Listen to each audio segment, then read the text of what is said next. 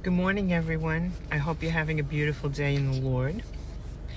I want to talk to you today about something that's been bothering me for a very long time.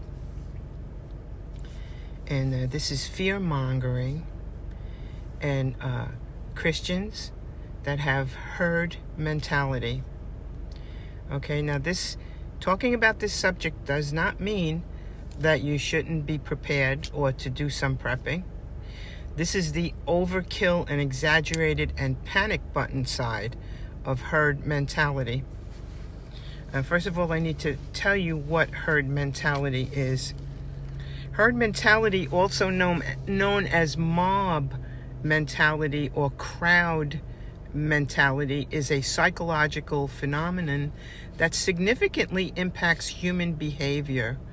It occurs when individuals adopt the beliefs and behaviors or attitudes of the majority in a group, okay, often at the expense of their own judgment or individuality. This behavior can be observed in various aspects of daily life, from fashion trends to investment decisions and even political affiliations. All right. When I said here that often at the expense of their own judgment, when you have a collective mind, okay, this is something that Paul initiated, the collective mind. If we all have one mind, we all come together. It's kind of like you just completely eradicate your own individuality. You become a drop of water in a pool, and everybody is a drop of water, and they all go into this pool. Now, understanding that, what I just explained, this is the mentality that's out there everywhere. This is what happens when the Cabbage Patch doll came out.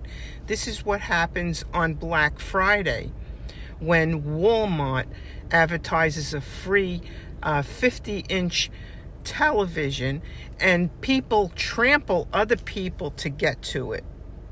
Okay, this is what happens on the heels.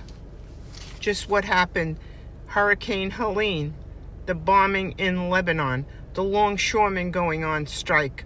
All this triggers the collective group, the collective mind, to go out and panic buy.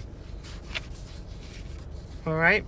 These are the watchmen that are sounding the alarms. They're the ones that are blowing the horn for people to rush into the Costco's and the BJ's, okay? And buy 4 bales of toilet paper and 6 pallets of water. Where is God in all this, people? I thought God was going to provide for us. What are the examples of herd mentality? I'm just going to go through a few. This is very long, okay? But herd mentality can be observed in both historical and hypothetical situations. Here are a few examples to illustrate its prevalence and its impact. Stock market bubbles. Okay, investors may follow the crowd in purchasing overvalued stocks, leading to financial bubbles and subsequent crashes. The dot-com bubble and the housing bubble are prominent examples of how herd mentality can lead to market instability and financial losses. People, the herd mentality is going to sink this country even more than the elites that are trying to crush America, because they know that when they do certain things, you're going to press your button and you're going to respond. And you're going to take it down the rest of the way. Okay? Fashion trends. People often adopt popular clothing styles and brands influenced by the preferences of the majority. The rapid adoption of subsequent abandonment of trends can have a significant environmental and economic impacts, such as increased waste and financial strain on individuals. Here we go, right here. This is important. Social media.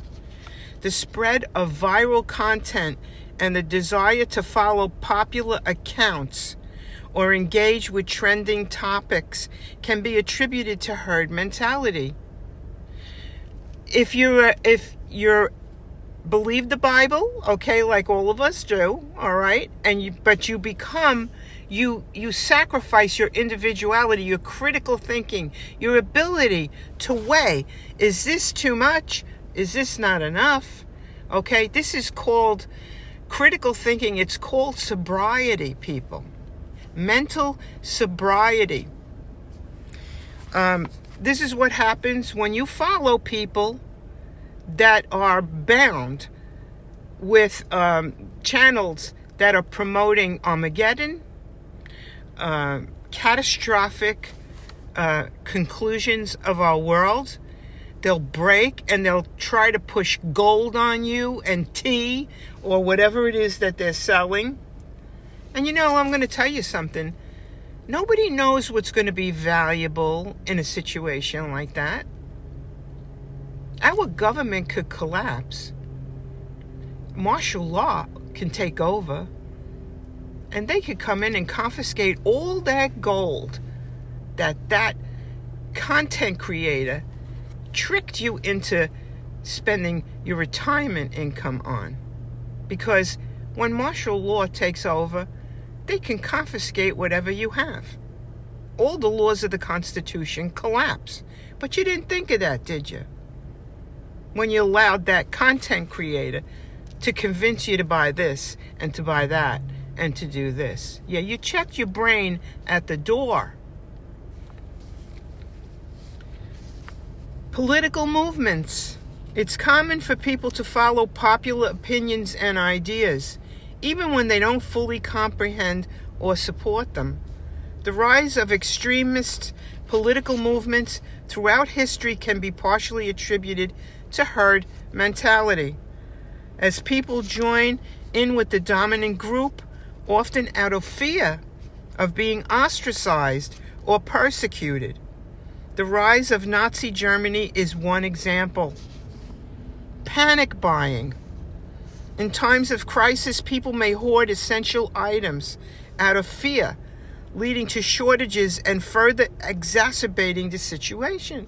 Yeah, they're making everything in the store sell out, so that the average person who is not following that YouTube content creator that is promoting the demise of America is going to go out and buy all this stuff and empty the shelves, so that the average person goes there and there's nothing left to purchase, and raise the prices. It's going to increase the prices.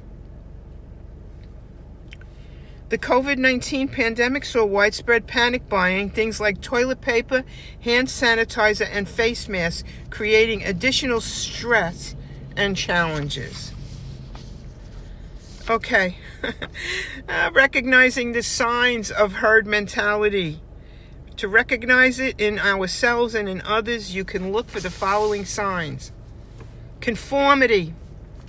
People may change their beliefs or behaviors to align with the majority. Yeah, and then what happens if you go against the majority, you could be a Christian just like the people in the herd, but if you still have your critical thinking and you oppose them, you're going to be ostracized. They're going to throw you out, even if they previously held different opinions. This can manifest in various ways, from adopting popular views on social media unto following the latest fashion trends. You come out and you talk against it, and all of a sudden they just kick you to the curb. This happened to me the other day. I was on Facebook, and somebody I know from YouTube is my friend on Facebook, and she started blowing the horn like Noah that they should go out and prep. And when I said, don't spread fear, and she said God told her to do it. And when I talked to her privately, she says, I wouldn't want anybody in a bad situation to have to knock on their neighbor's door and ask them for food. Well, where's the God in that? Where is love thy neighbor? God didn't say buy all the food that's on the shelf and hoard it and keep it from your neighbor. That's not a godly response, is it? This is all about survival of the fittest.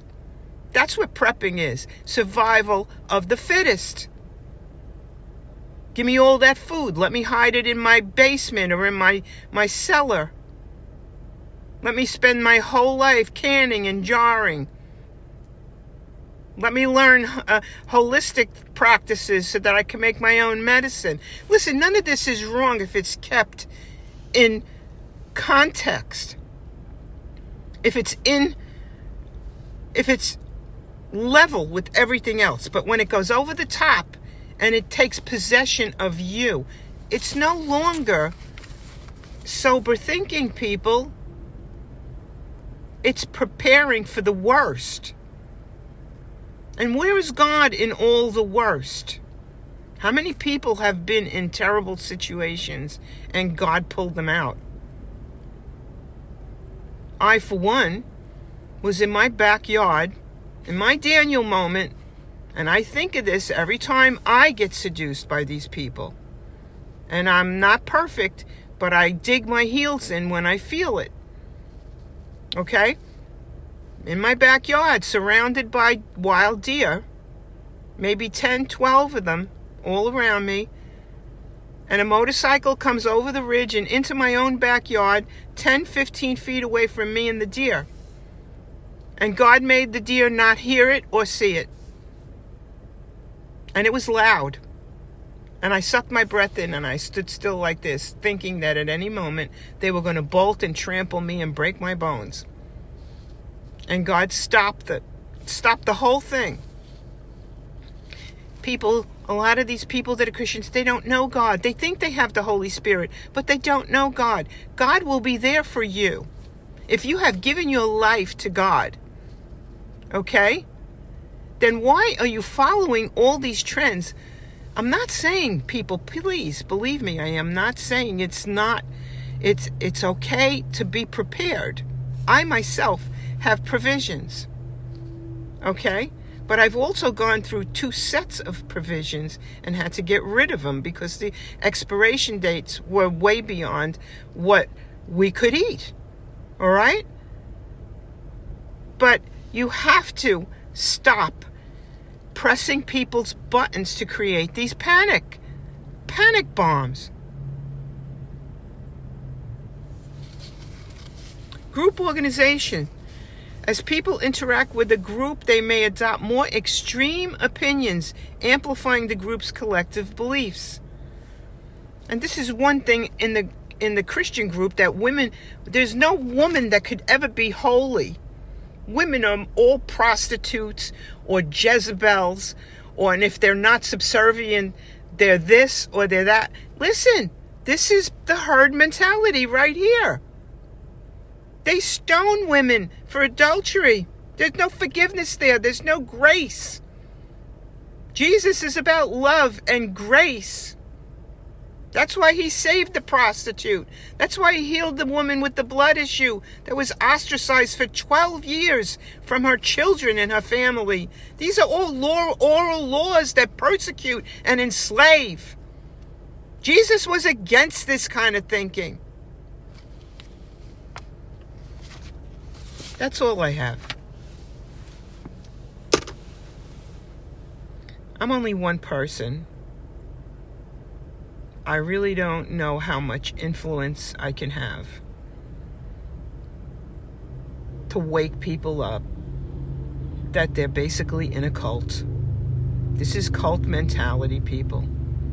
When your mind merges with other people's minds, and the news media releases propaganda that they know that you're part of the herd, and that by showing you these things on television and in the news, they're going to press your buttons and you're going to react exactly the way you reacted.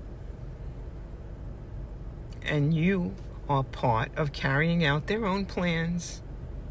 You capitulated with the elites because of your own ignorance. So I'm here just, to tell you what you're doing and to pray to God to get you out of the cult. When Jesus said, be separate, he didn't say be part of a collective herd. He said, be separate, so that when I talk to you, you're not going to be influenced by the crowd. right? And people, when you don't follow the crowd, they hate you. Because Jesus said, he didn't follow the crowd. He says, if they hate me, they're going to hate you. Well, if you're prepping with all these people, overly prepping and overly doing this and overly doing that, then they're not going to hate you. Then who are you following? You're not following Jesus, are you? Think about what I said. I'll be back. Shalom.